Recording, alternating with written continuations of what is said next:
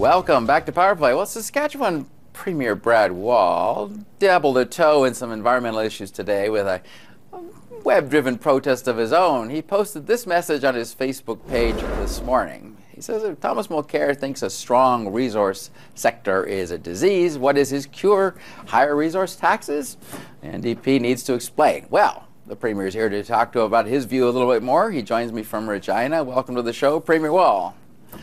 So, Don, how are you? I wanted to go here because Thomas Mulcair, the view he has is that somehow all this resource revenue is driving our loonie up, turning it into a petrodollar, and driving manufacturing out. What is your views on his theory? Does he have a point at all?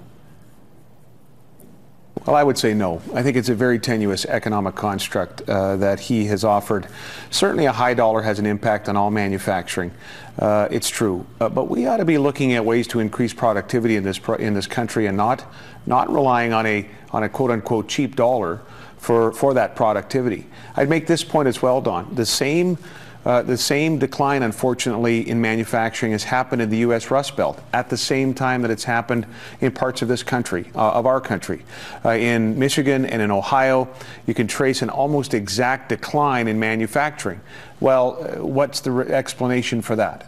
It can't be this petrodollar, or bringing up the specter of Dutch disease is tenuous, frankly, just because I don't think it's widely accepted that that's the story of the Netherlands. Certainly there was an impact there, but of all the economies in Europe, this is now one of the stronger ones, in part, of course, aided by their strong natural resources. Mr. Mulcair was directing his attack specifically at the oil sands, but as you know, the natural resource development that he is referencing impacts the province of Saskatchewan, 52% of the world's potash, second largest producer of oil, and I don't think it's helpful. I think it's very divisive. I think it's bad economics, and it begs a lot of questions. Is this going to inform policy from someone who's aspiring to be the Prime Minister of Canada? If it is, then I think we're going to take a pipe wrench to those parts of this economy in our country that are actually working quite well to the benefit of all of Canada, from coast to coast to coast.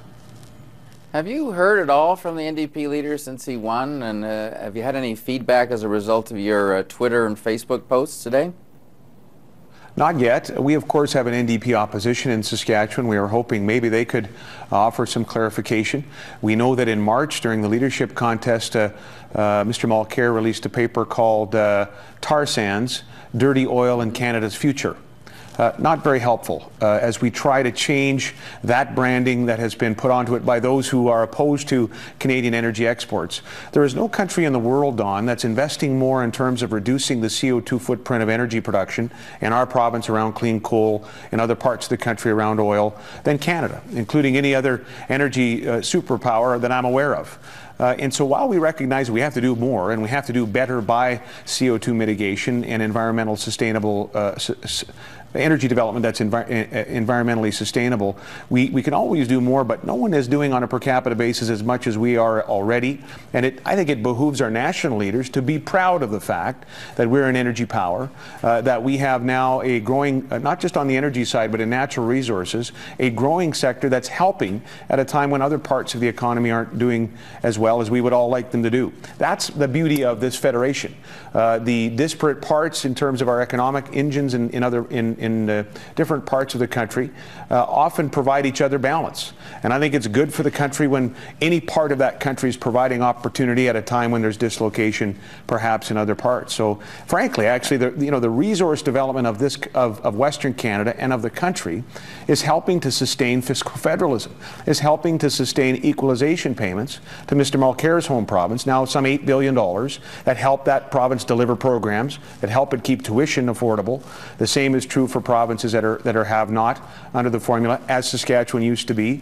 And so when you attack this resource wealth, you are in many ways attacking the formula, the fiscal federalism we have that helps the different regions of the country when they're going through difficult times.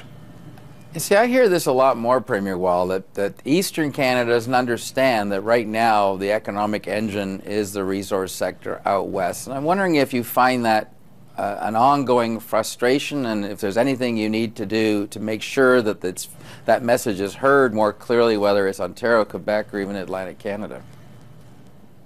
We need to engage when there are opportunities like this, frankly. In the West, I think we need to do a better job of talking about the benefits of the resource economy to the rest of the country. We need to do it without spiking the ball in the end zone. What I mean by that is we need to be aware in the West that, by definition, resource economies are cyclical, and so we're trying to diversify away from a dependence on resource development. But we need to understand that, you know, there's been times in the history of our country, often, frankly, where, in Saskatchewan's case, where we've been a have-not province and been grateful for provinces like Ontario, where the economic growth there has helped our province in terms of equalization.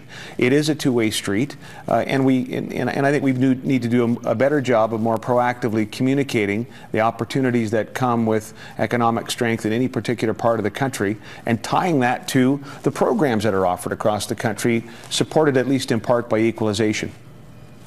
I'm going next to a group that's starting to protest nationally environmental policies by the federal government, whether it's expediting resource hearings and that sort of thing. What's your message to them? Do you think the federal government's doing the right thing, or is shutting out the environmental movement a concern of yours as well? Well, with respect to one project, one assessment, Don, we've been very clear. We've called for this in the past. Other Western provinces have called for it. What we advocate is not a less rigorous environmental process. That's simply not the case. But we're advocating one environmental process and the removal of unnecessary duplication in environmental assessment in this country and in our respective provinces. So we're pleased the federal government has made this change. Our environmental assessment process is and will continue to be very rigorous. Yes, we want a growing economy, but not at the expense of the environment.